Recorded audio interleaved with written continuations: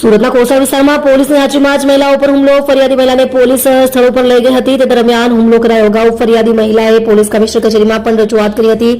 મહિલાને સારવાર અર્થે હોસ્પિટલ ખસેડાઈ. કરિયાવરમાં આપેલા પ્લોટનો મુદ્દો હવે લોહિયાળ બન્યો. રાજ્યના ગૃહમંત્રી હર્ષ સંઘવી તેમજ પોલીસ કમિશનર પાસે મદદ માંગી. મારું નામ દિલીપભાઈ બોમ્બે ચાવડા.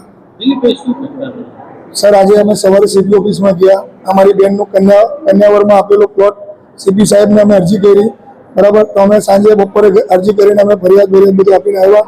અમે પીએસઆઈ સાહેબે અમને બોલાવ્યા, આ ઉત્તરાયણના પીએ સાહેબે અમને બોલાવ્યા કે તમે આવો, તમને અમુક પોઝિશન અપાવું ને ત્યાંનું જે બી છે તમે તમારી જગ્યા પર બેસો. એ લોકો ખોટા છે, અમે સાચા છું. પોલીસ અમને બોલાવ્યો, પોલીસ અમારી સાથે ગઈ. અમે સાફ સફાઈ કરતા હતા એટલામાં 4-5 જણા અમારી પર આવ્યા. મારી મમ્મી, હું, અમારી પર હથિયારો વડે હુમલો કર્યો. લાકડી, પટકા અને સળિયા પથ્થર મારો કર્યો અને મારી મમ્મીને ખતરનાક ઈજા થઈ છે. મને પણ હાથમાં વાગ્યું છે. અમે કાલે આ ન્યાય પોલીસ આજે ન્યાય નહીં મળે તો બી અમે કાલે સીપી ઓફિસમાં તો ગયા જ છે. ભલે અમારે હર્ષ સંઘવી પાસે જવું પડે કે નરેન્દ્ર મોદી પાસે જવું પડે, અમે ન્યાય લેવા વગર અમે નહીં મરવાના. ભલે અમારે ત્યાં લાશ થઈ જાય. સાહેબ, અમને ન્યાય અપાવો. આવા લોકો અમને મારી માને મારી નાખી છે.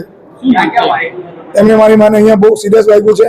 એ સિરિયસ છે. મારી માં મને હાથમાં વાગ્યું છે. મારા 2 ભાઈને બી એ લોકો મને વાગ્યું છે. સાહેબ, બહુ ખતરનાક. અત્યારે હું સિવિલ હોસ્પિટલમાં લાવ્યો છું અને અહીંયા સારવાર આઈસીયુમાં સારવાર કરાવું છું. બનાવ મારી પ્લોટ પર હું મારી પોતાની જગ્યા પર મારી જગ્યાને જોવા સાફ સફાઈ કરવા એટલામાં એ લોકોએ હુમલો કર્યો. મારી સાથે પીએસઆઈ હતા. એમને મને બોલાવ્યો કે ચાલો તમે મારી સાથે. મારે વિડીયો બી અમને છે. એમને વિડીયો દ્વારા કામ કર્યું.